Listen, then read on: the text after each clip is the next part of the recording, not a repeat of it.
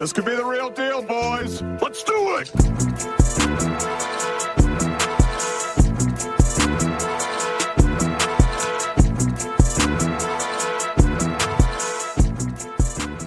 Welcome to the Reggie and Jerome podcast.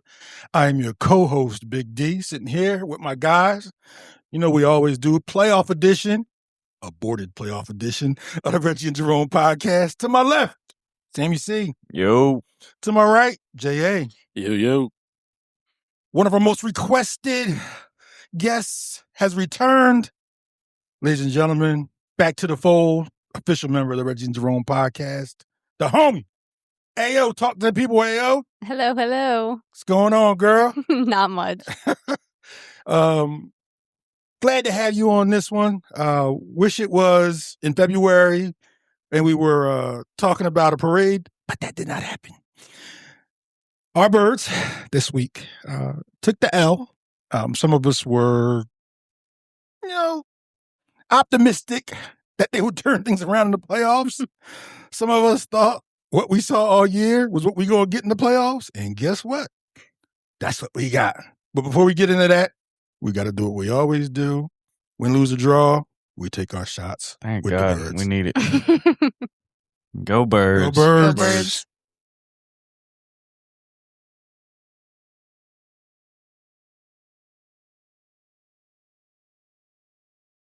Yeah, man. So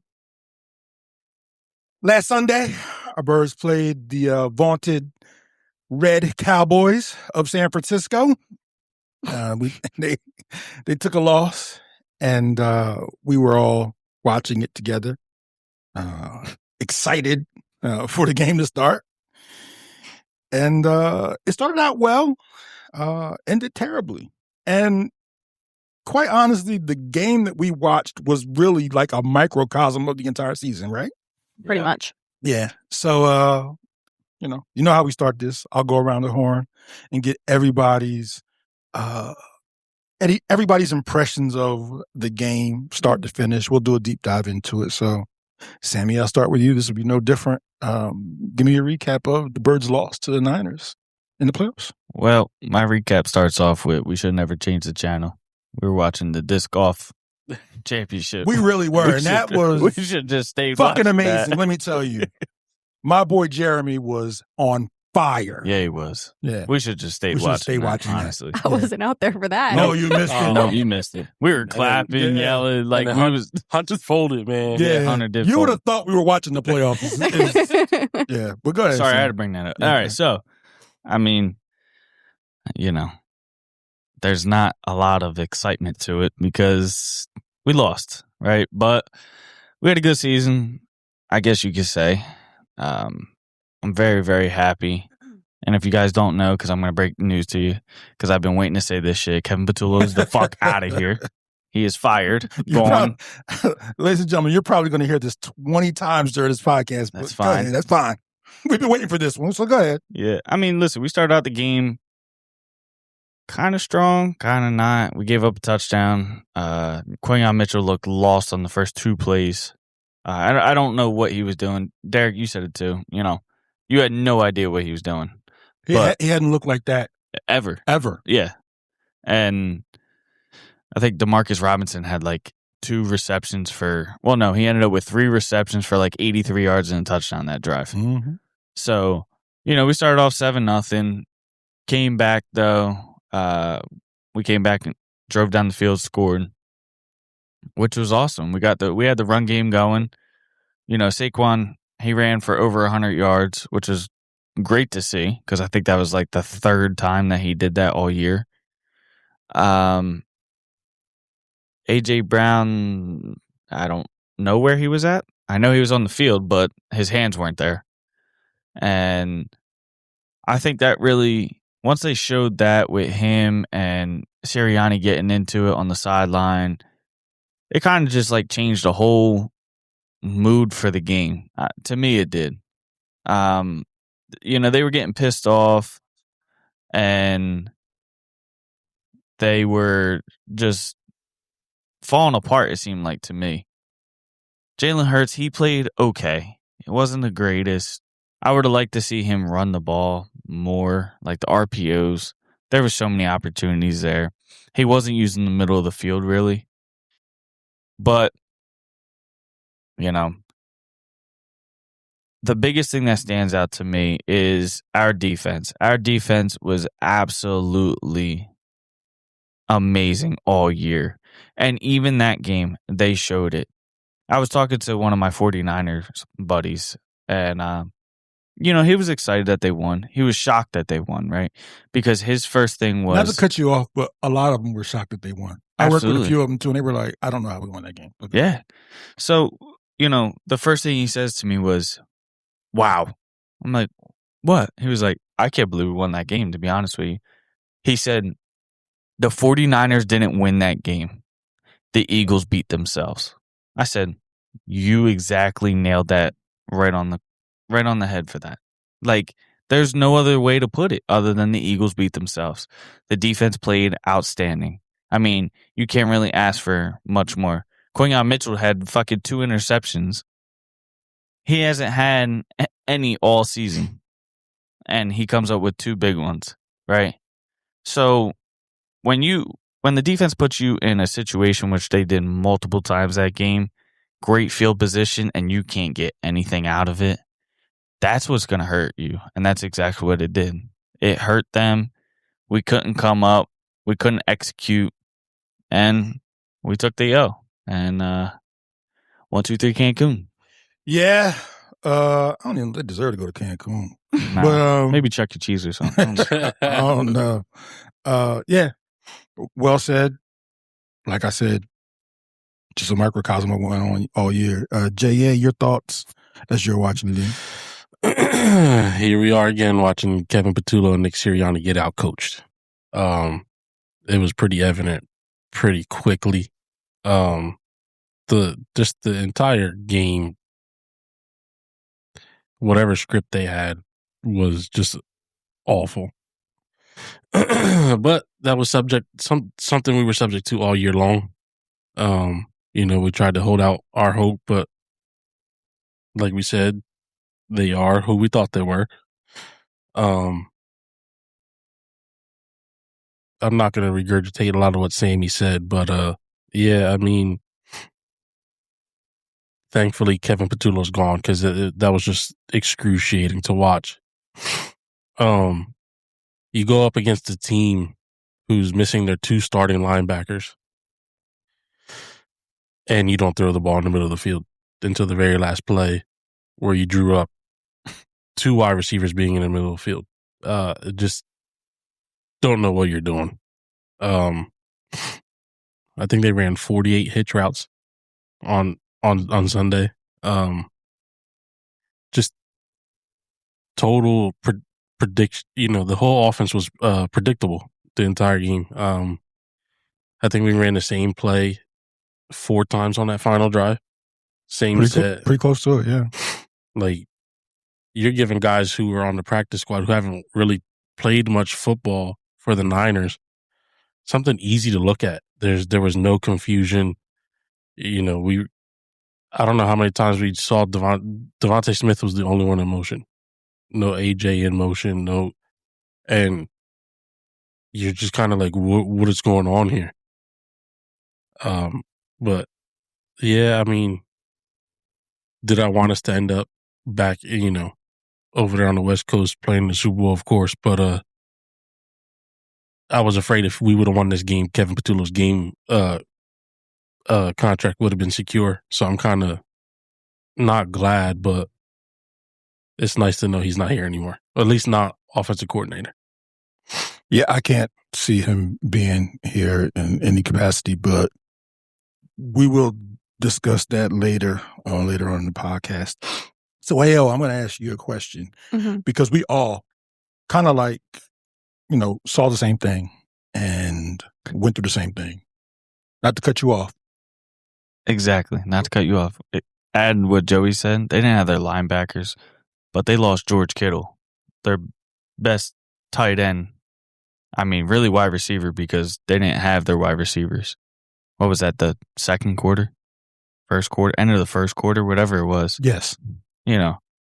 And when they came, when they lost Kittle, yeah, it was the fourth play. yeah, Mhm. okay. So exactly, the first two plays, they try to swing the ball to McCaffrey, that got stopped. They try to run the ball with McCaffrey, that got stopped. I was like, oh, all right, we're getting somewhere. And then it was like all hell broke loose after that. With the DeMarcus Robinson. Yeah. But go ahead, continue. I'm sorry, I had to add that in. No worries. Before I was so rudely interrupted. So I'm going to come at a little different with you because we all saw the same game. We all witnessed everything, and we've been talking about it for 3 months. I want to know from you, and maybe you did or maybe you didn't. Was there a point in the season that you thought to yourself that they don't have it? Even as being as optimistic as an Eagles fan as Like you can be. specifically at what point, like what week, what game? It could be a what game, what week. You just looked at the team and said, "This ain't it." Was there a point for you that you thought or saw that? I don't remember what specific game it was, but it was pretty early on. Pretty early on? Yeah, because at that point it was like, if you're going to lose, it's not going to be because of your talent and how good you are. It's going to be because of your predictability. And that's exactly what it was. They were predictable. If you look at the team on paper, you're stacked on both sides of the ball, right? There's no reason when you have the talent that you have on this team, especially looking back at last year and the success that we had, that you should have had that bad of an offensive play consistently throughout the entire season. So you're saying the drop-off shouldn't have been that precipitous. It shouldn't have been that big. Okay. Yeah. Okay. Your talent didn't really change offensively. It really didn't. The only thing that was the major change was your OC. And when all your calls are predictable and they're easy to be picked up on by other teams' defenses, it's just never going to work. You got out-coached and out-adjusted all year long. Or all season, I should say. Yeah, so it was pretty early on for you. It was pretty early on, yeah. Probably, honestly, even when we lost to the Giants, it was like, yeah, that's pretty early on. okay, well, that's not what I expected to see, and they looked like shit. And even the win that we had against them the second time, it was, okay, it's the Giants. Yeah. You did what you were supposed to do the first time. At any point, great point. At any point, did it seem, as we were watching games last year, and obviously last year is all we have to compare it to because most of the players came back and it was the most recent thing in our memory. Last year, as we watched them, do you remember watching games and you said, this shit looks easy to them? Last year, right? Yep. Mhm. At any point, did you feel that this year? Absolutely not. No, not offensively. Jay? No, no. No? There wasn't one point in the season you was like, oh, yeah, this is a bowling ball or razor blades and it going downhill and they can't be stopped. There was not one point. I'm Not, just asking because it wasn't for me either. not in a full game. There was parts of the season where you could see them, they picked up the tempo and they were connecting and they looked cohesive, but not for a full gameplay. We talked about it, right? What was it? Was it Giants Vikings back to back, and we steamrolled them both. Mm-hmm. And even then, I said I'm still not buying it. Right. So yeah, it just continued. Okay. I was just wondering because it wasn't for me either. As I was watching them, I even, as much as I wanted to be optimistic, I knew that even if they if they beat the Niners, they were going to lose probably the next week or so because I just didn't see it. I wanted to see it. I bleed green, but we keep it real. Mm-hmm. I just didn't see it.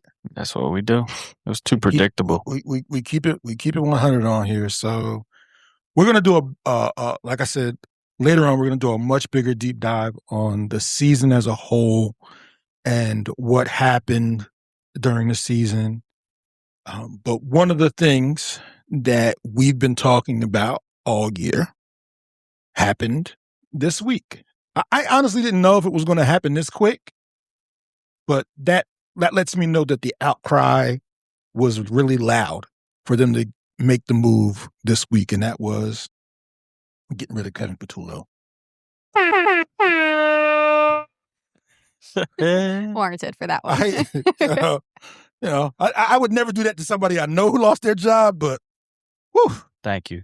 yeah. Appreciate that. Yeah. And we have there's no way around it. We've talked about this guy on this podcast more than anybody else. We probably said his name more than anybody else's. And it happened fairly soon in the podcast. It probably was like week 1. We started like, I don't know about this. You know what I mean? Or, we went from let's give him some time to he's new to fuck you to let's give him a little bit more time. We blamed everybody else, but at the end of the day, I think we see what happened. He already got a job. I got another job already. Did he really? What is it? Yeah. Pee Wee football. Did he really? Wow. Okay.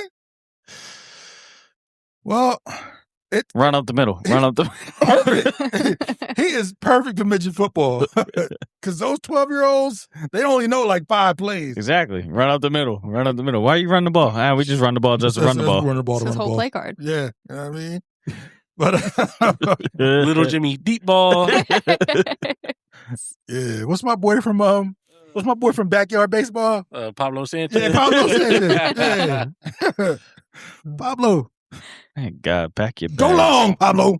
So yeah, they made the move at OC and got rid of Kevin Patullo. So again, we talked about him all year. Your thoughts? I think I know where you're going with this. I ain't got no thoughts for this motherfucker. You ain't got no thoughts? Okay. Hit the road, Jack. Don't you come back. No more, no. Ayo, I'm assuming you're okay with the move as well. Hell yeah. Okay. All right. They should have took his play calling away a long time ago. So to add before, Joey probably has the same thoughts as us. Mm. I read something that when Nick Sirianni picks the offensive coordinator, they've been fired the next year. When it was Howie Roseman and Jeffrey Lurie that picked the offensive coordinator, we've had better seasons because he didn't pick Kellen Moore. That was Howie Roseman and Jeffrey Lurie that picked that. Mm-hmm. He picked Brian Johnson, didn't he? Mm. Yeah. Yeah. So, but my thoughts, see you out the door. Good luck if you do get something, but thanks for nothing really. Yeah. So this is going to be a first in the Reggie and Jerome podcast. That was a great segue that you didn't even know you were segueing. That boy has gotten so good. I'm going to have you read the second email today, and that will kind of piggyback on what he said. So go ahead and read the second email. Okay. This is from John Chang.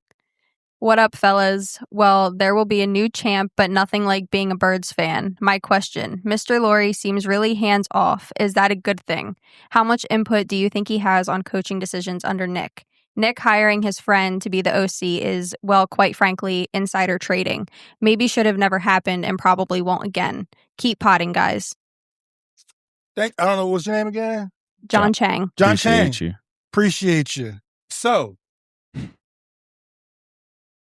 obviously, Mr. Chang had some thoughts along the same lines. And I'm going to ask you guys. Matter of fact, I'm going to start with you. What do you think about that? I've been saying this since we saw that Kevin Patullo couldn't do anything right, pretty much, that they need to stop giving Nick the authority to hire his OCs. It's clearly not working. And that needs to be something that Howie continues to do. If he has a problem with it, too bad, too sad. It's not working. It hasn't worked in the past. And I don't see it working in the future. With Mr. Lurie having, being hands off, I don't necessarily think he was ever fully hands-on. I think he I think he makes comments to Howie on certain things, on if he likes it or if he doesn't like it, but I think he lets Howie kind of steamroll everything. And I think both of them need to pull the authority from Nick on hiring OCs in future if he wants to stay the head coach. Wow. It's pretty good. So I think Mr. Lurie gets hands on when he needs to. I mean, look at the situation with Doug Peterson. He didn't want to move on from Press Taylor. They were both fired. If there's anything that he doesn't like, it's mediocrity. Mm-hmm. And I think he makes that clear. And it's also tough. Like the year 2022, make it to the Super Bowl, Steichen gets a head coach job. You would like to think that you could trust the guy who got you the Super Bowl to find another competent offensive coordinator. Doesn't. Following year, they're bringing a guy, go to Super Bowl, win a Super Bowl. He gets a head coach job. You're like, all right, let's give him another chance. But now that's out the window. He doesn't get any more chances. This is strictly got to be a Howie decision, and whoever else makes those decisions. But Nick Sirianni can't really be too much a part of that. You agree? Absolutely. I mean, me and Mr. Chang over here, we had the same, Is that your alias? It sounds like you might have wrote that. I know. Like I said, I didn't even know I was, segueing into You didn't this. know. But yeah, I mean, it's time for Nick to stop and just let Howie or, Mr. Lurie do their thing. Obviously, it's worked out for us. So, and there's plenty of good/great offensive coordinators out there that we can bring in, kind of like Kellen Moore. But whoever we get, I need them to stay, right? We've seen with Vic Fangio, he's staying. That man, he's not going anywhere until he calls it quits, I think. And that's what I like to see, because I know at least I could focus on, all right, listen, our defense, yeah, there's going to be a few people missing, which we'll get to that, but there's going to be other great players that possibly come in. And I just know that defense is going to be coached by the same exact guy that just coached this year. And we've seen what he did this year with this team. And I think he can do it with any other team. So, I just think that it's time for Nick to stop. If not, then Nick, you out the door too, bro. And I think, and honestly, I'm going to say right now, this happens again, Nick may be out the door. Listen, I'd be okay if they moved on today. Yeah? From Nick Sirianni? Whoa. Wow. Pause that right there. we might as well go around the horn on that, because I wasn't expecting that. Yeah, it'd be You? I don't know. I don't know if I would want them to. The thing is, he has too much success as the Eagles head coach for them to move on from right now. So even if I wanted them to, I don't see that happening. But would you want them to? Not just yet. Cool. You? No. Not yet? Not yet.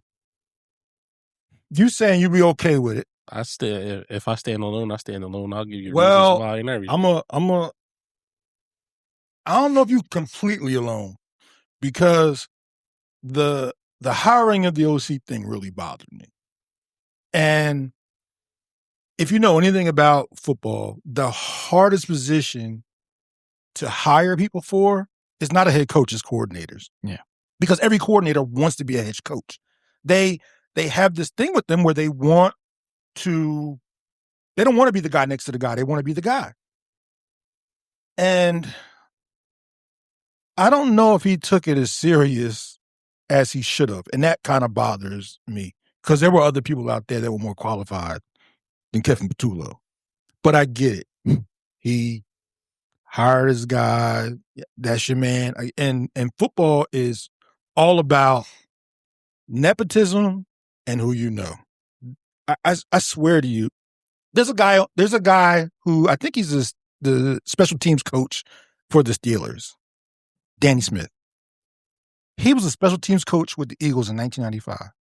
He has done nothing of merit to be a special teams coach for 20 years, except know people. That's all he does.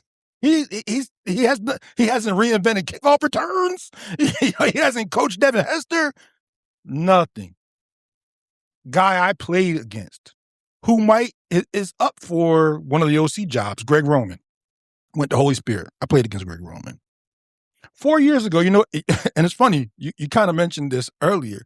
You know what Greg Roman was doing 5 years ago? He was an offensive line coach for Holy Spirit High School. Oh. He is the offensive coordinator for the Chargers. You know why? Because he knows somebody. He flamed out so many times. He went back to Holy Spirit. Somebody called him and was like, yo, you want to be the OC? Yeah, sure, I ain't doing nothing today. That's kind of how it works. You got to take that very serious when you hire an OC or a DC. They got it right with Vic Fangio. So I'm not completely ready to fire Nick, but the fact that he didn't take it as serious as he should when he's got a fucking Ferrari on the field, you can't fuck that up. And guess what? He fucked it up.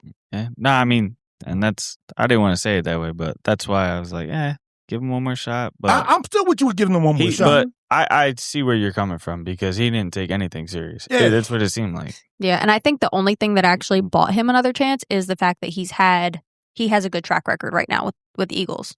With having winning seasons back to back to back. I think that's what bought him maybe an extra season or two. Yeah. We've talked about it several times. 5 years, make it to the playoffs every single year. Two Super Bowls, you win one. We've talked about it several times about how you get this grace period when you win. Yeah. And if they would have not made the playoffs, it'd be a different story. You know. I mean, no offense. I'm going to bring it up. I think it's like Andy Reid right now. Right? He's won Super Bowl after Super Bowl with the Chiefs. He did not have a good season this year. I think it happens again next year. He's done. But it goes for a lot of coaches out there. But I just think the thing that really pissed me off, and, you brought a good point up, he didn't take it serious. He hired his friend as an offensive coordinator because he put his 2 cents in. And there was plenty of offensive coordinators out there last year that we could have brought in. Yeah, at that point, you kind of got to be like, nah, bro, sorry. That's a great point. And it also made me think of something else. And that is, how successful coaches have a tree. Yeah, that's where my next point was going to be. He don't have a successful tree under him, right? He comes from one, but he don't have a successful tree under him. I wonder if his ego got the best of him. 100%. I wonder if his ego got the best of him, and he said, "What head coach doesn't want to have a coaching tree underneath?" Yeah, I didn't think about that until you just said that. Maybe he just was like, "I'm not hiring nobody from the Shanahan tree, not hiring nobody from the McVay tree or the Reed tree. I'm trying to create my own shit."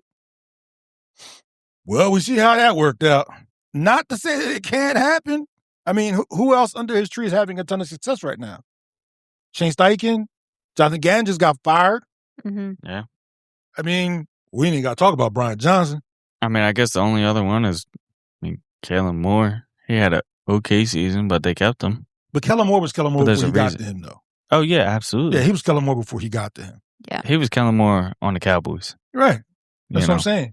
Came to us no, he went to Chargers first, then us. Then came to us. Yeah. Yeah. So, yeah. Great job, guys. But I brought up the Ferrari. We got to talk about some changes that might be coming to that Ferrari. So. Oh, man, I've been waiting for this. Holy fuck, that's a lot of money. So, the Eagles have a lot of decisions they need to make going into next year.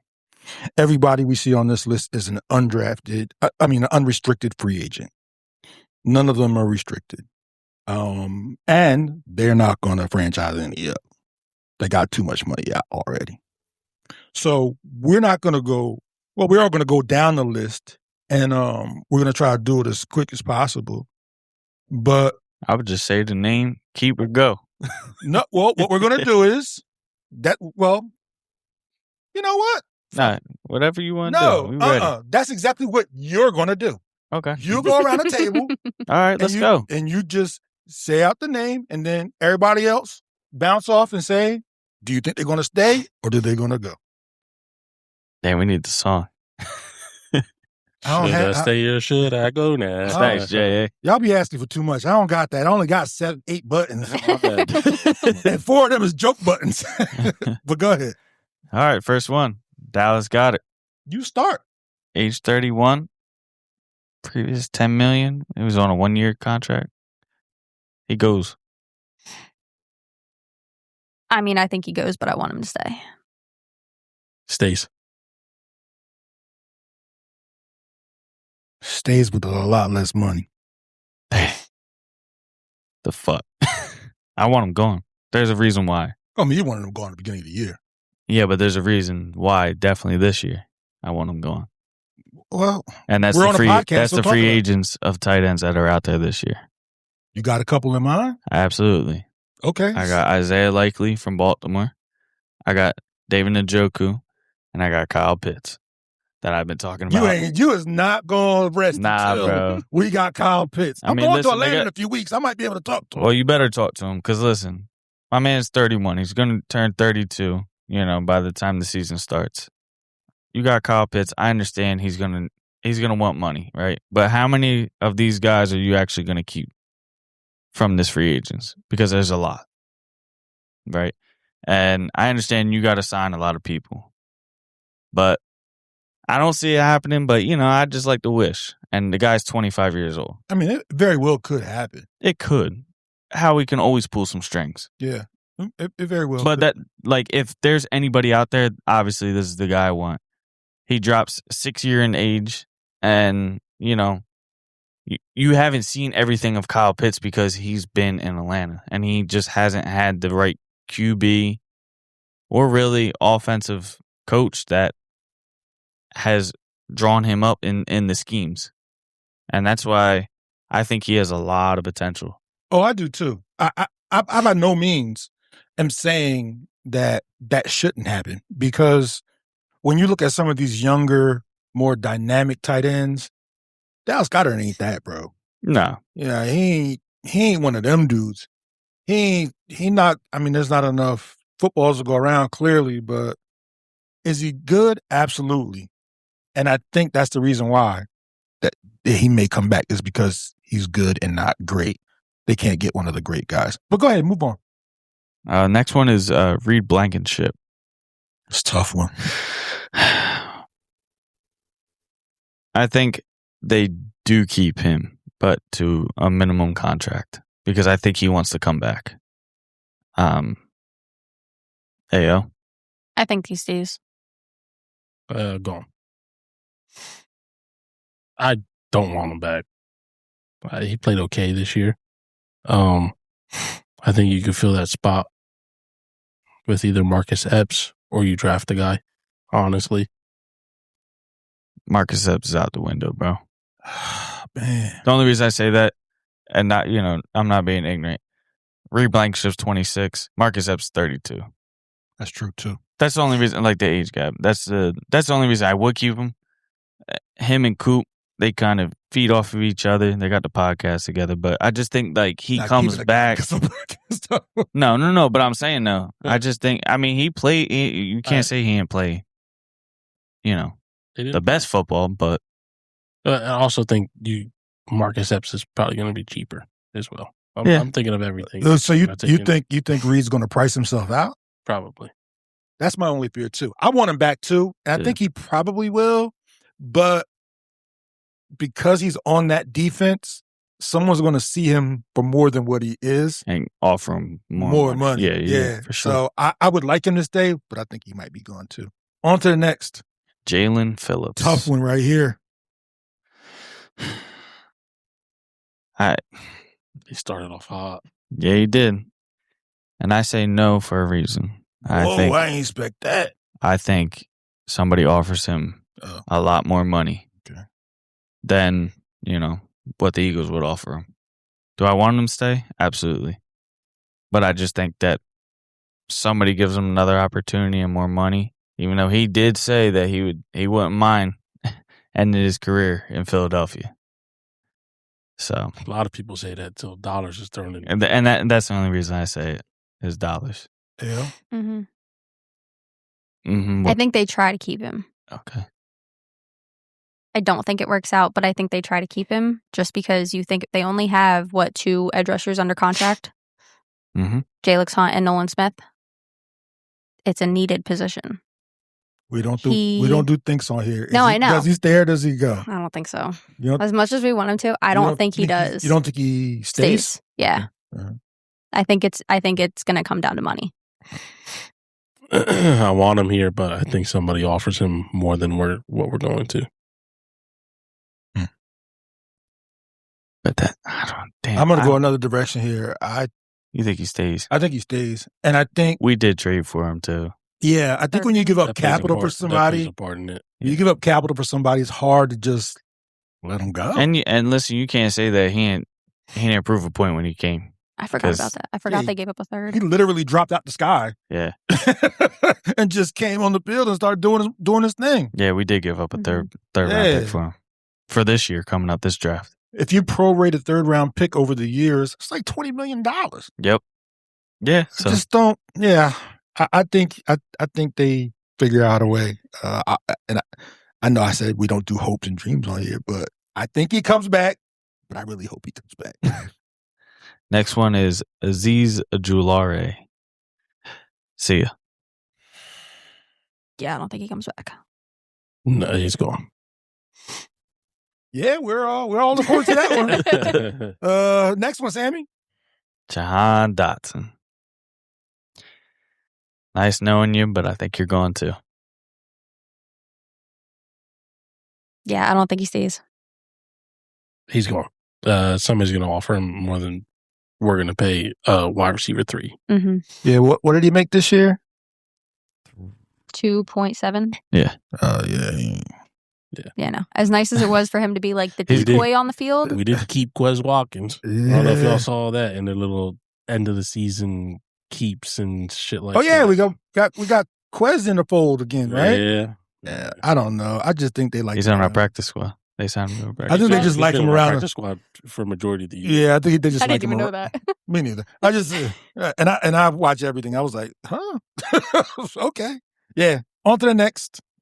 Brandon Graham. He's retired. Mm-hmm. Yeah, he's retired. I don't think he's coming back again. No, he's going back to retirement. Take care of them kids, BG. Mm-hmm. Next time we see you will be when they put your jersey up there in the Ring of Honor, bruh. Mm-hmm. Absolutely. Good knowing you. This is an interesting one for me. Brandon Mann. Bro, y'all better keep it. Yeah, you got to resign that. You cat. got to, bro. How much money he made? 2.1.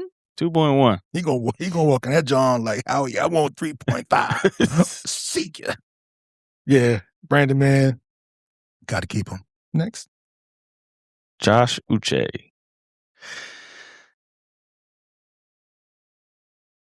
First, I think they keep him.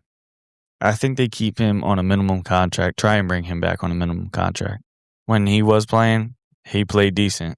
And like AO said, I mean, we're going to need depth. So if we can get him on a lower end contract, yeah, I think he stays though.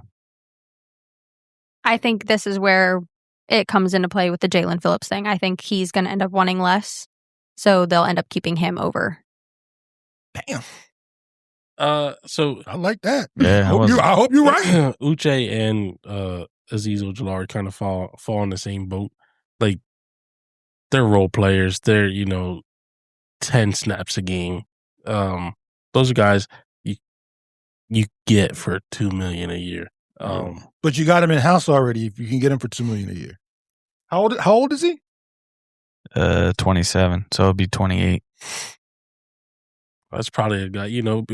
Either one of them, if they're back on a small contract, I'm not mad at it. Shit, look, Khalil Mack and what's his name from the Texans, Daniil Hunter. That Yeah. But Well, I mean, you're talking about a different level of. Oh, yeah, absolutely. Yeah.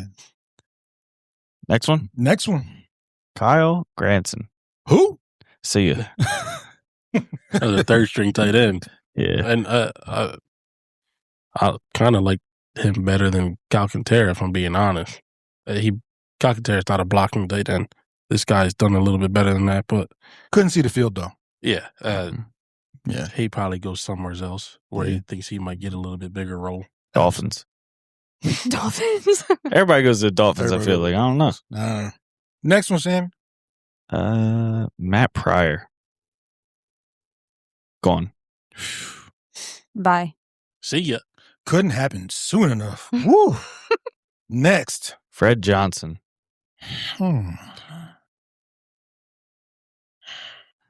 Gone. I think they keep him. I think he stays as well.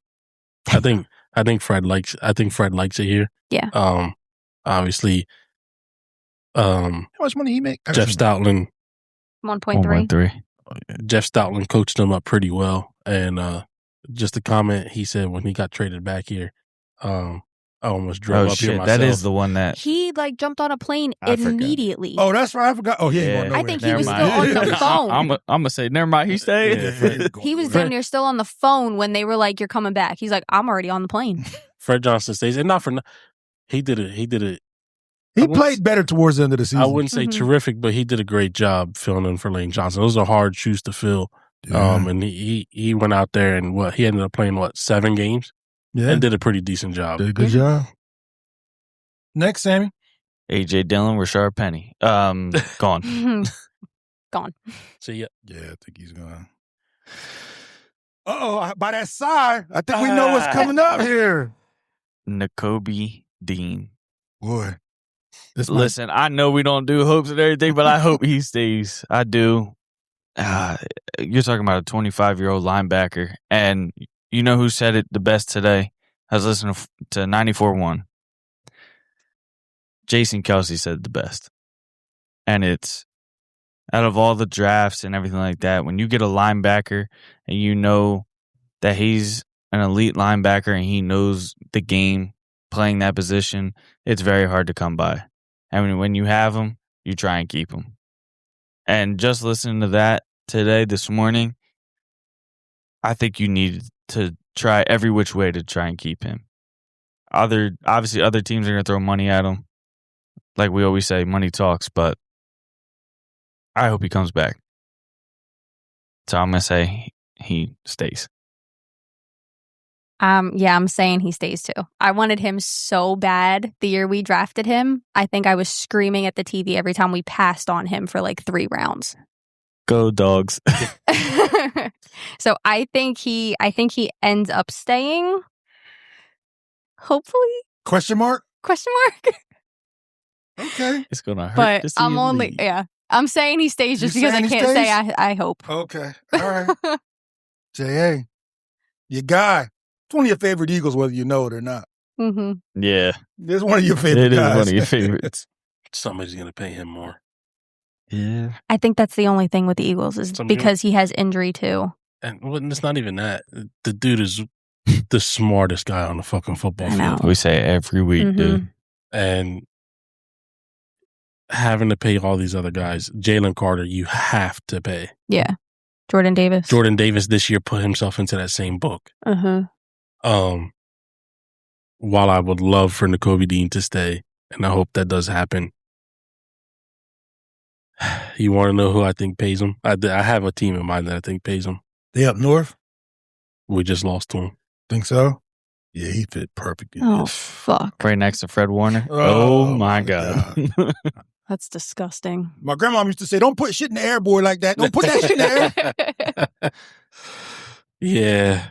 air. Derek, what you think, man? And this is nothing to Campbell at all. I love Campbell as a player, but this is the guy I want back. Probably I am going to say out of all the guys that are free agents, this is the guy I want back the most. He's the top priority. Top priority, yeah. Just being the smartest player on the field. Man, oh man. Think he bounces, man. Yeah. Zach Bond's cap hit is $29.5 million. Yeah, we're going to get to some cap hits in a little bit. But, yeah. Yeah. It's hard to pay two guys at linebacker that kind of money when you just drafted one. Here's my question, too. Like, nothing against Zach Bond, right? But if we never signed him to that contract, and this is the situation, and you had to keep one of them, which one would you keep? N'Kobe or Zach Bond? If I know what I know now? Yeah. Damn, Sammy, you're asking some tough questions today, bro. I know, man. Man. So, the best ability is availability, and Zach Bond hasn't missed a game. Thank you for talking me off the ledge. That's the only reason why. Because if all things are equal, N'Kobe Dean's the guy. He's younger. He's as good. Yeah, he's the guy. But leg, arm, out 4 games. Yeah. Hamstring this year. Hamstring. Mm-hmm. So you're saying no, he don't come back? Yeah, I just don't see it, unfortunately. Obviously, I want him back, but you figure that if they were to sign him, would Bond get an extension of 3 years, $51 million? Mm-hmm. You mean to tell me N'Kobe Dean ain't worth that? He got to be close. Tumblerooski. I was waiting for him to do that. Yeah. I'm surprised I didn't do it earlier. I have a place he goes to. And that's going to be right next door. I think he goes to the Giants. That's what I thought, too. And makes that fucking defense even, especially with Jim Harbaugh. I don't want to see that motherfucker 2 times a year, bro. I know. Me either. If he goes anywhere. If it ain't the Eagles, AFC, please. Yeah, I don't want to see him 2 times a year. Dang. So just so we recap, 'cause we talked about it for a minute. You say he stays. I think he's gone. I think he's going to. So, okay, let's finish this up. Now I'm depressed. Good luck with this one. Yeah. So OO. Who? Because I don't know how to say his name. I know it's Okonkwo. Yeah. There you go. She took it. There you See go. ya. Yeah. Yeah. He didn't Play a game? Yeah, I don't think he did. he I think wasn't he that spent most of- effective before he went on IR, and he didn't put up as much as we thought he was going to. He was the one from the Giants, wasn't he? He didn't come out the tunnel. Mm-mm. Yeah, we got a serious problem at defensive end. Yeah, we do. Yeah. Something we haven't had to worry about for a long time. Chris Long still there? Chris Long doing this. Oh, man. And this, he's podcasting. And podcasting, yeah. Next one is Brett Toth. I will personally escort his ass. Yeah, he could go. Okay. I think he's I gone think we now. know. Yeah, I think he's gone. Mhm. Yeah. Go ahead, say his name. Ben Van Sumeren? There you go. Ben Good job. Van Sumeren. Sumeren. Thank you, Joey. He got hurt on the first play of the season, I'm pretty sure. Yeah. Well, that means He's he won't gone. be back. Yeah, he's gone. I think he's gone because you got Tutu or Lot Tutu. Latu. Yeah, Latu. Oh yeah, that's right. Another yeah. fullback. So Yeah. I think he's And I gone. don't think they really used him. Not really. No. You know. Sam Howe. Yeah, you're gone, bro. Yeah, That- he won't be moved up to 2 on the depth. Absolutely chart? no. Ooh, it's an interesting one. Yeah, I'm about to say It's don't an interesting don't one. go too quick on that. You said he's gone, so you're done. I am. I think he's coming back. Yeah, I think he's coming back. Mm. Whether you want him back or whether he's coming back is 2 different things. No, I think he comes back. Think he comes back? To be the third string again? You still have Tanner McKee I under don't- contract. I I don't. don't think they get rid of Tanner McKee. I don't see him being here, if I'm being honest. Who, Tanner? So you think they trade him in the draft? Okay. Yeah. Maybe wherever Kevin Petula goes, he takes him and they start their own league. 'Cause I don't think neither one of them can play in the NFL at this To coach on how not to play. Yeah, I Or don't what know. not to do? You know where I see him going? Oakland. Or, excuse me, Vegas. Interesting. No. I see him going. Why? They're going to draft a kid from Indiana. I don't see. And then Geno Smith just being the veteran QB. Be third stringer. I don't think Geno Smith But is in to- the league after this year. Russell Wilson gonna fuck around and go over to Oakland. Man, if Vegas, if he whatever. go to Vegas, he going. Nah, he needs to retire. to We watch just Sierra at the MGM Grand. If he go to Vegas. I think. I honestly think he stays, but the reason why I think he stays is because Tanner McKee is out, and I think they draft a quarterback. okay. Yeah. I Well, think, he is this- 25. yeah, he's 25. $1 million for He's his costing contract. you no money. Yeah. You know, Somebody's I see what you guys somebody's gonna call about Tanner. Tanner. It's gonna happen. Yeah, give me a 6th-round pick and draft somebody at the 6th round. So Okay. last one. Grant Calcaterra. Get him going. We got Joey's. What do you think, Sammy? I think he's gone too. I think he's gone. I think it's going to be cheaper for them to draft somebody to fill his shoes than. Grant, it's And cold. like you said, he don't block. It's cold world. Grant got hurt. What was it? Last week of the season, got hurt. Mm-hmm. On a hip tackle. Well, It's a cold game, buddy. I think your last game check hits the bank on Thursday. That's probably about it for you, my guy. today? Today. Oh, today. Yeah. Today. Yeah. All right. Yeah. So, He's going to go to the Nova Care Center. Open the door. hey, yo, my key card. Yo. My key. Nah. Yeah. I think he's going now. Yeah. Oh, again, we will, at our end of the season wrap up, we will deep dive on that. So how many out of this whole list? Because we had 18 players on this list that we Really? just You went counted through. them? No, it just says player 18. Oh, So, damn, you smart. Let me take another shot. Please. I don't know. We may have to take another shot, but say we only keep out of 18. How many do you think they keep? 4, 5, 4. I think 4, 4. right? 5 if they get frisky and sign.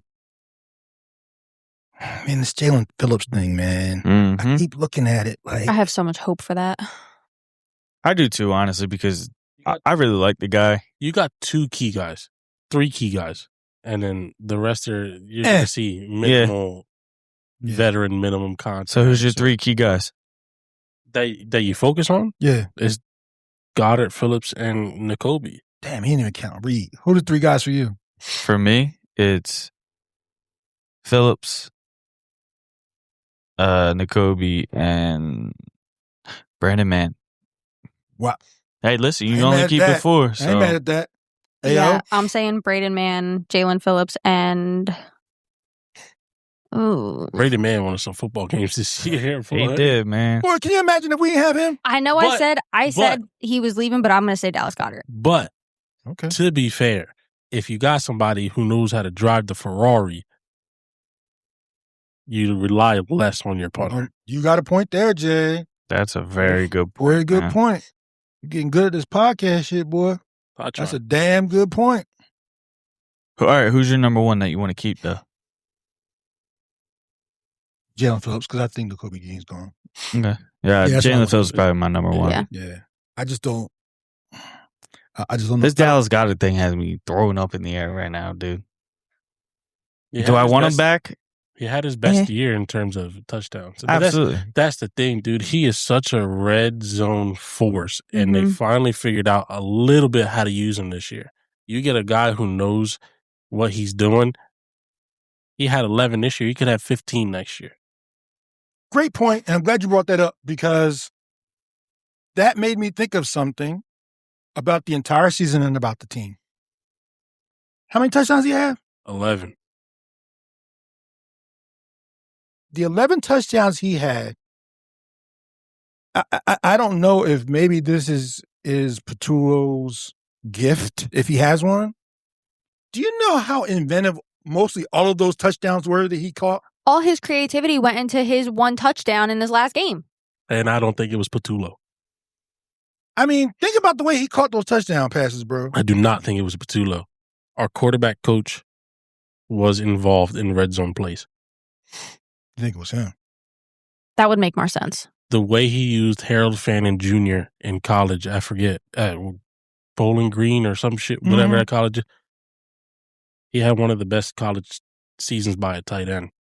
As long as Dallas Goedert has been here, I'd never seen him do any of those things he did this year. That flip play, that shovel pass, that's what he ran with Harold Fannin Jr. at Bowling Green. The one against the Niners? Shit, he the ran one that Andy multiple Reid times. runs with Kelsey all the time. Oh, yeah. Yeah, the don't little know. 5 yard. That specifically was from our quarterback coach. I can't remember his name. We're not going to talk about free agents, right? Like, other than the Eagles. On like who we want us to sign and all that. At the end of the year, deep down. End of the year. will. Yeah. Copy that. Yeah. But yeah. I mean, I already brought up his name, but I don't know it's going to happen. But hey, if it does, it does. That's the one person I'd like to replace Dallas Goedert. Yeah, but it's just because of what year he had this year compared to, what Dallas Goedert had. Dallas Goedert had more than Jahad Dotson that I wanted 500 yards for, but he had 598. He had 11 touchdowns, but they were all like 1-yarders. Right? I get that. They were all creative. Creative, yeah. Kyle Pitts, he was almost a 1,000-yard receiver this year. Tight end. He had 928. And I think that was Kyle Pitts' plan. He waited till this year because he knows he's going to get paid. Undrafted free agent. Exactly. He was like, I think Atlanta acquires him back, about though. to get paid off this shit. If they smart, they will. But And he might that's- have priced himself out. I don't know. Yeah.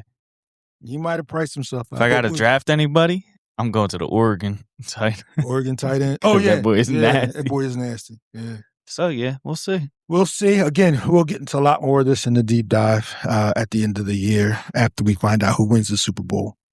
Our last email, you know what? Hey, since you're never on here, you can read the next one too. Yeah. Okay. Yeah. This one's from Ernie Renner 98. Do we owe AJ an apology? Some people can't hide their emotions, some can. He played under some dynamic play callers. He clearly knew this dude wasn't shit. He got drugged through the media mud for being a diva, but maybe in reality it was a cry for help. Love the pod, fellas. Can't wait to see what's next. Go Birds. Well, thank you very much for the email. Yeah. He was right. Yeah. He was right. Do I think we owe him an apology, though, for some of the things? No. To a certain extent. To a certain extent, you kind of like when you play with the media the way he does, no one's going to apologize to you for the reactions you get from that. Great point. But on field, I can apologize for some things. But there was also times where you weren't on that you're not going to get an apology for because when a ball hits you in the palm of your hand, you're AJ Brown, you catch the ball. And there was quite a few times this season, which is completely out of character for him, that he dropped key passes. So can we owe him an apology? Yes, but it's iffy for certain things. I'll let y'all cook first. He could, to your point, right? Receivers get cold. It's just like a pinch hitter coming off the bench, right? If you throw to him 3 times in the first quarter and then you don't throw to him again in the fourth quarter, that's a problem. So I still think he should have, come down with certain catches, absolutely. But at the end of the day, he was right. He had over 1,000. Devontae had Smitty had over 1,000. Saquon had over 1,000. I am a firm believer none of that was a product of the offensive coordinator. Whew. That was talent outplaying coaching. Talk your shit. Yeah. We talked about it before. What's the pie chart? I think for offensive coordinator standpoint, that pie chart is pretty 70-30 players. This year. Yeah. Yeah, exactly. Yeah. So while we're on the pie chart thing, we're going to give an apology pie chart.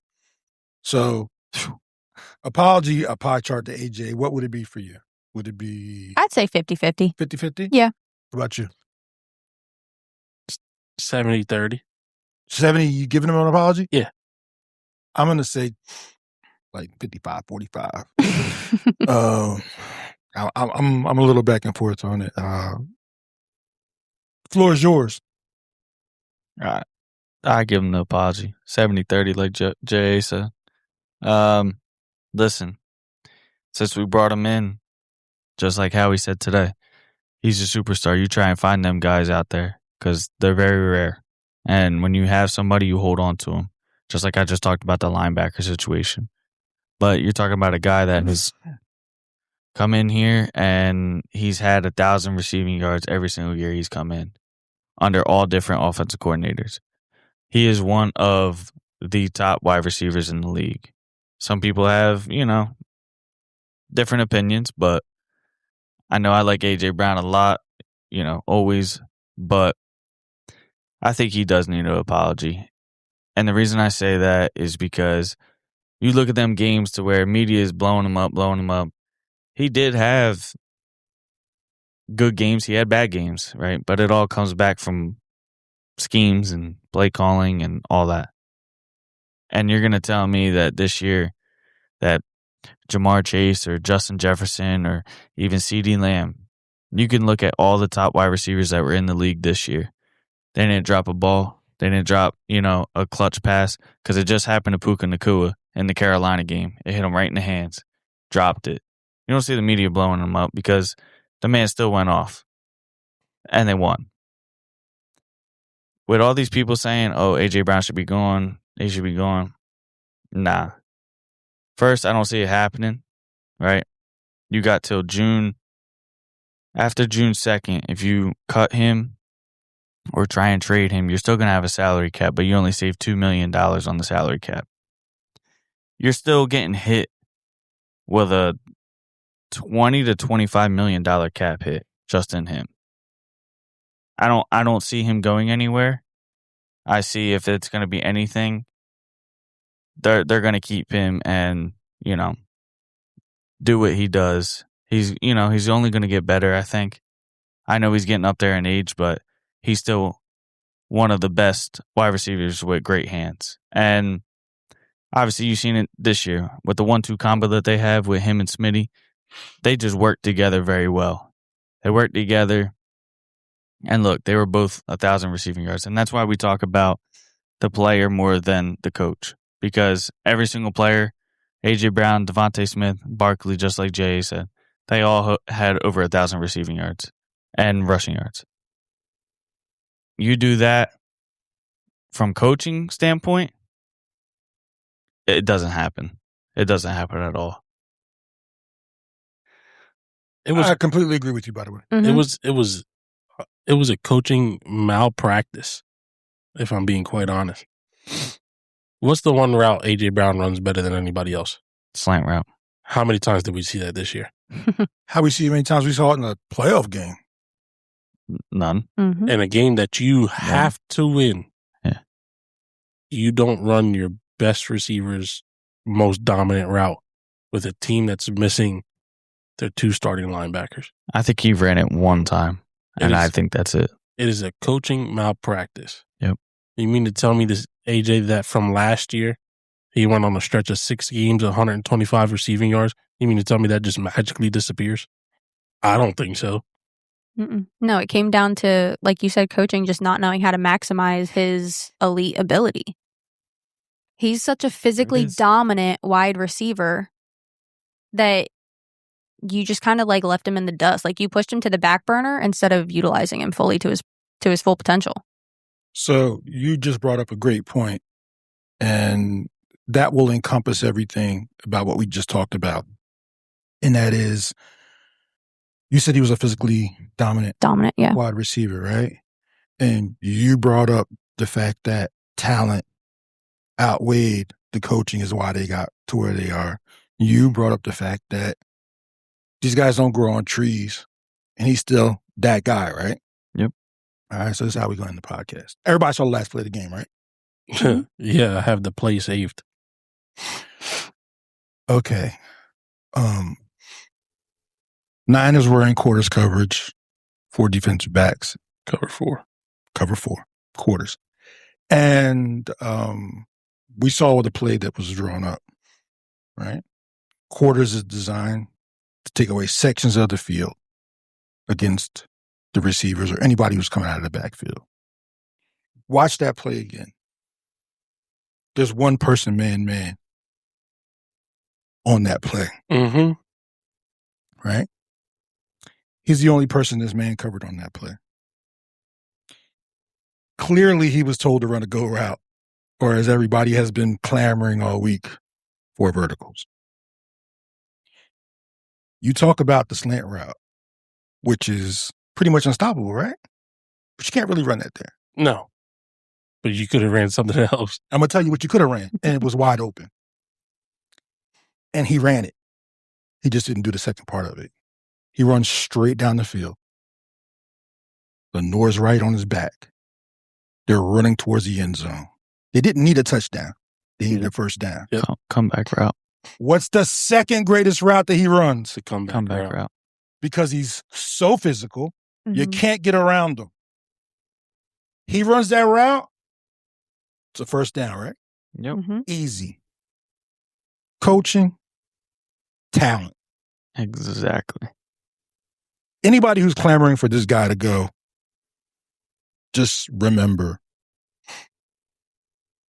Just Jalen Rager, Yeah. just remember. Ooh, How JJ many- Arcega-Whiteside. Just remember. Thank you. Fuck him. How Just many, remember. just Eagles fans, just think about it. How many years were we fucking just, why can't we get a guy like this? Why can't we get a guy like that? Think about all those years we were dependent on these guys who, after we got rid of them, were out of the league within the next 2 seasons. Just think about it. And we got 2 of them Mm-hmm. under contract in their prime. Yeah. Be careful what you ask for because you just might get it. Mm-hmm. Great pie, guys. Oh, real quick. Sorry. Go ahead. sorry, Go ahead. sorry, Oh, sorry. shit. Go ahead. So, back to the Dallas Goddard thing. He was second in the league in receiving touchdowns this year. Is that the stat of the week? It can be. behind Devontae Adams, who had 14. So just that plays a part in it. Okay. Well, you heard it from JA. Be careful what you ask for. Be though. careful what you ask for. You just Especially might get it. with that AJ Brown, man. Yeah. I think Listen, that's I'll just be- coming down to fans and I'll their be emotions. Yeah, listen, as an Eagles fan, diehard Eagles fan, I'd be sick if that motherfucker goes. And There's only can we talk about how excited we were? Shit, there you knew it before anybody, but that's besides the point. What are you talking about? When we got him Oh. that night, the Uh-huh. draft. That's the inside scoop over here. Okay. Listen, and Jumped no up offense, and ran around in circles. we weren't watching the draft together because I think I was working. It was something like that. But Jay Valdy, he texted me ASAP. Actually, he called me, blowing up my phone. Yo, did you just see who we got? Did you see who we got? I was like, nah, who'd we trade for? AJ Brown. I said, get the fuck out of here. I was like, are you for real? And everything just went away. Like, oh, I wish we had Justin Jefferson when we, got JJ Arcega-Whiteside. I wish we got DK Metcalf. Listen, none of that shit would have happened, and we would have never had AJ Brown. You never, So you never know. Yeah. And when you got these 2 top wide receivers in the league, this 1-2 duo, there's a lot of teams that wish that they did have this. Mm-hmm. And shit, no offense. You look at teams like, there's multiple teams out there that just that they don't have this. Look at Dallas. Dallas is trying to be like us so bad with CeeDee Lamb and George Pickens, and they better. No, but they need to pull out their checkbook for George Pickens. So, I just and that cap hit that cop, boy. Yeah. and listen, They're going to have Dak selling cars. and that's the other thing you guys get. Everybody else has to look at. We trade this guy away. We get this $20 million. It's something crazy. This cap hit off of AJ Brown. Don't expect a lot of these other free agents that you want to bring back, like Jalen Phillips, to happen. Yeah, Mhm. got a great point there. So, Double-edged sword. yep. Absolutely. Absolutely. I know, obviously, I've been watching the Birds a long time, and I know, bro, they just don't fall off trees, man. When you got one guy like that, you got to keep him around and let it play out how it plays out.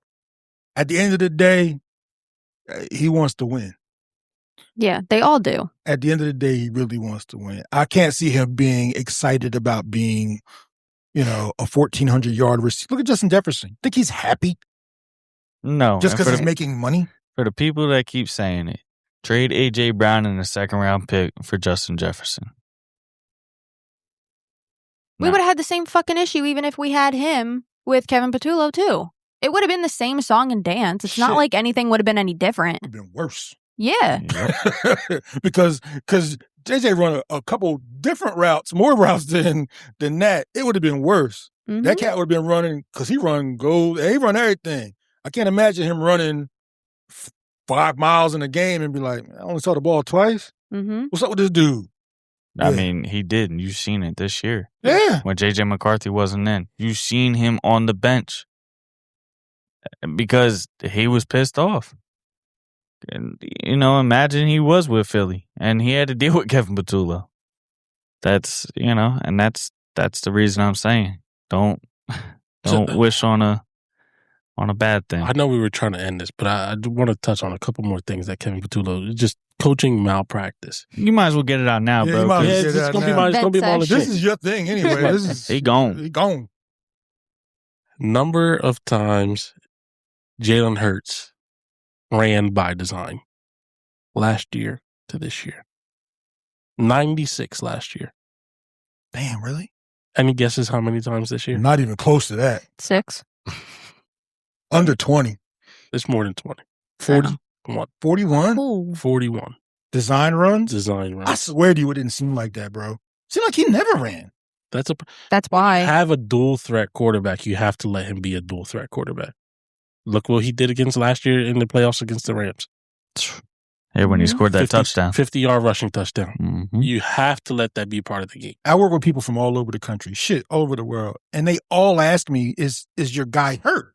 No. Because we don't see him do that stuff no more. Straight up coaching malpractice because Yeah. he did it perfectly fine last year. Yeah, and I mean, not for nothing. He wasn't great, but he wasn't the main issue like a lot of people make it seem like he I was. think- You had very few schemed open plays, and you can't keep throwing him into play and hero ball and expect a great outcome. That's just not what it is when it comes to him as a player. Yeah, it's true. Not a great pocket passer, but he's a good one. Yeah. Yeah, And and then play in tempo. did you see there was a clip floating around? Richard Sherman was on Nick Foles' podcast. I did see this. And there's a lot of blame. Oh, Jalen isn't willing to run, this, that, and the third. I think everything negative that we heard about Jalen this year honestly came from Kevin Patullo or people in his corner. Richard Sherman said that Ryan Fitzpatrick is real good friends with Kevin Patullo, and per Richard Sherman, Fitz told him that he called him and said, people are just so hard on me and it's not my fault. They don't understand the inner workings. Straight up, dude, I think the dude was just in over his head. What did he say? People are just so hard on me and it's not my fault. They don't understand the inner workings. The inner workings of what, my boy? Not only that, I don't even give a shit about that. I'm like a 12-year-old. Right. Woe is me. Mhm. People are just so hard on me and it's not my fault. You have a stacked roster. There's no excuse for that. If you can't scheme guys open Wow. That's And you- crazy. and you don't even know what your player's strengths are, that is entirely your fault. Yeah. Yeah.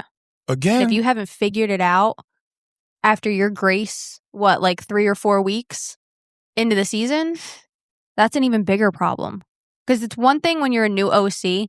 Okay, well, new OC, you can talk Jay Hurts on this one. He's had a new OC for how many? I think every year of his career. Every year. The only time he's had the same OC was when Nick Sirianni and Shane Steichen came in after Doug Peterson. They did joint play calling.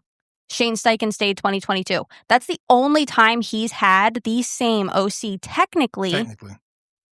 Wow. In his entire career dating back to college. So you want to talk about an OC not being able to figure it out? Well, he has to refigure it out every year. Over and over again. An offensive play calling book is a little bit harder to figure out than defensive. Yeah. So Yeah, if you're an OC and you can't figure out your team's strengths within, first off, before the season even fucking starts, but then a few weeks in, you haven't figured out, okay, this is what I need to do with this one. Okay, this one's more physically dominant. This one can, Jahan Dotson, for example, when I said in the beginning of the year, when he was going to be utilized more as like a decoy. If you can't figure that out when you're the guy getting paid all the big bucks, what are you doing? Well, you make a great point, but the point is even worse than what you're making, because it's not like he found out that he had this Ferrari in August.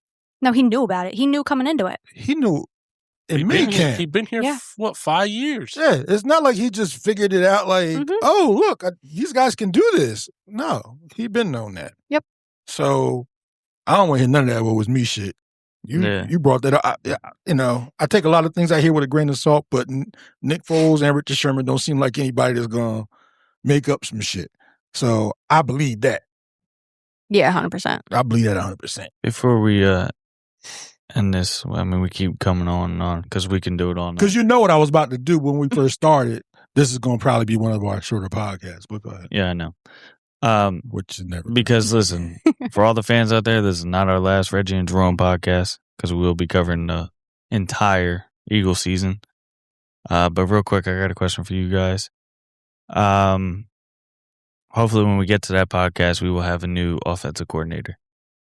Would be nice. Is there anybody in mind that you guys would like to have as an offensive coordinator? Because there's a lot of names floating around right now. But is there somebody that you guys would want? I've talked about him already before, 4 or 5 times on the pod, so y'all guys know where I'm standing on this. This might be Daniels a bust for me. Only problem with him is I think him and his glasses still might want to be a head coach at some point.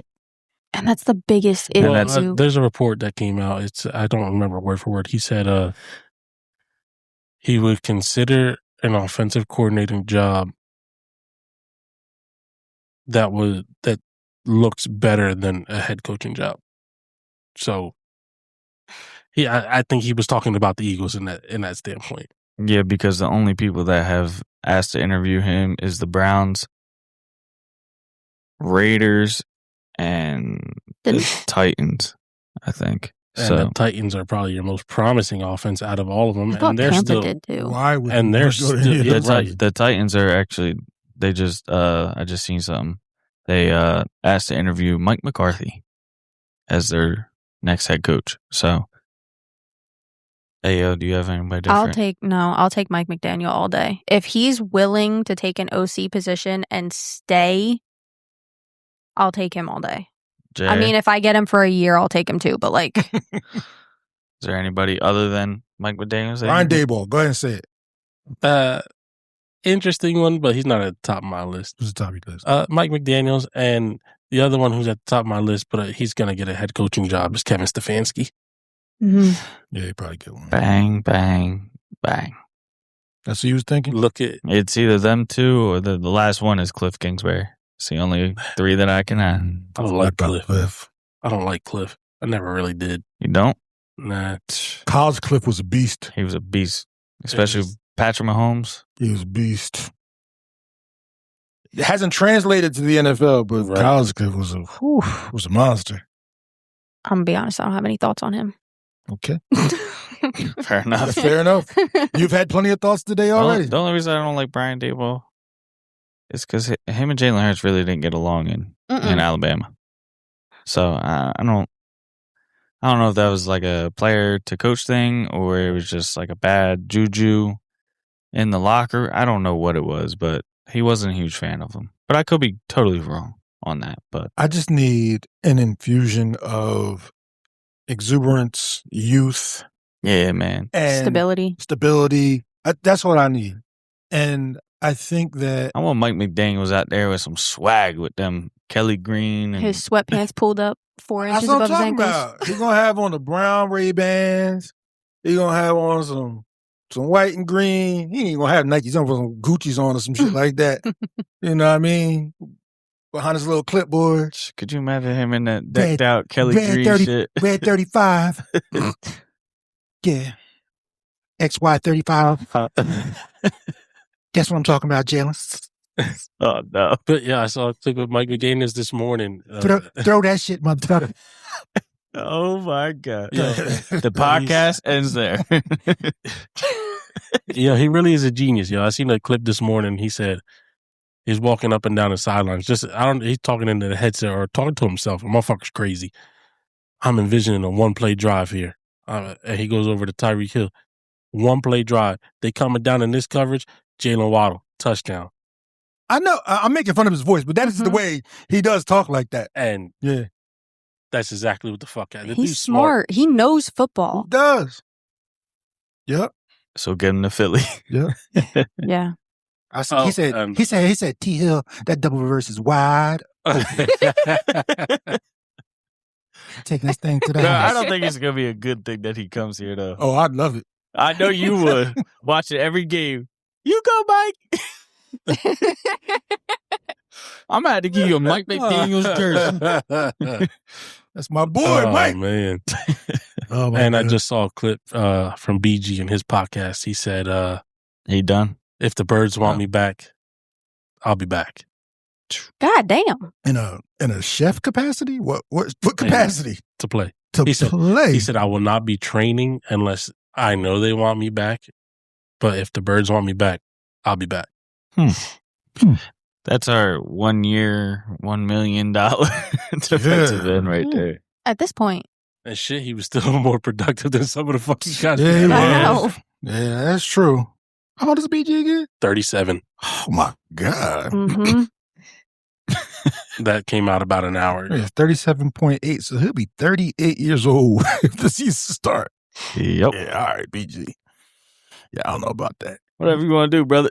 Yeah, Eagle legend. Might be the oldest D lineman. He didn't play bad. No. No. He wasn't BG from 10 years ago, but he didn't play bad. So he still knows them fucking, I don't even know what plays they are. It's when the QB rolls out. It's either he can go after the QB. It's a little dump off, like to the tight end, to the running back. Choice route. Yep. Mm-hmm. He still knows that shit like the back of his hand. Seen him multiple times this year when he played.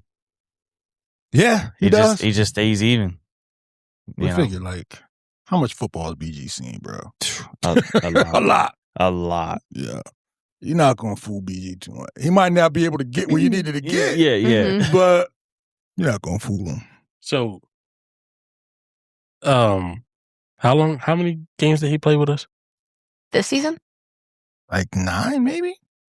And Jalix Hunt was our sack leader with 6.5. How many did BG have? 4, right? 3. 3? He had half of what our sack leader had. So, I mean, Jalen Phillips had, for the, I can find out. Don't be pulling up half stats, Jay. We're going to pull them all up. I think he had like 4, I think. I thought. Out of spot. I mean, it's different, isn't it? 5. Yeah, 5, right? Mm-hmm.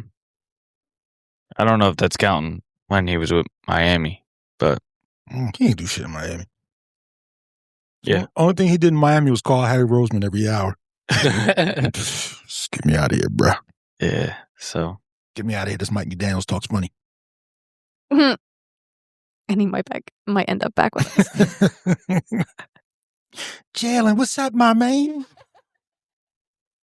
All right, yo, we getting out of here. We get out of here when this shit gets out of control. Listen, we appreciate you guys. Keep sending emails in because we will be doing the winner of this season's email contest. We'll be sending you, some Reggie and Jerome merch. But that'll be Shipping and handling on you. that'll be at some point coming up. But we'll announce it at the last. Yeah, we'll announce it, and like I said, we'll be back probably after the Super Bowl.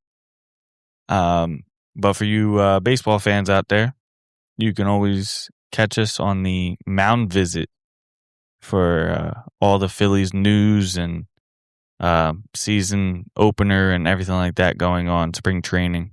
So that'll be coming to you guys very shortly. We appreciate all of you guys out there. Keep showing us love. We'll keep producing, and we just do it for us. We didn't like how the Eagles ended the season, but Kevin Patullo is out of here. Gone. And just, anybody out there that's close with Howie or Laurie, maybe, just please bring in Mike McDaniels just for Big D over here. Those post game conferences will fucking hit like crack. Yeah, but we put up 45 points today. Y'all know I was in my bag. Okay, shout out my boy. Y'all see my Nike Off-White somewhere right now? No, go ahead. AJ Brown. Like we always do, we had the podcast. We love you guys. They gave me a Ferrari, and now I'm driving that bitch. Go Birds. Go Birds. Go Birds. Go Birds, dickhead. We out. We out. My God.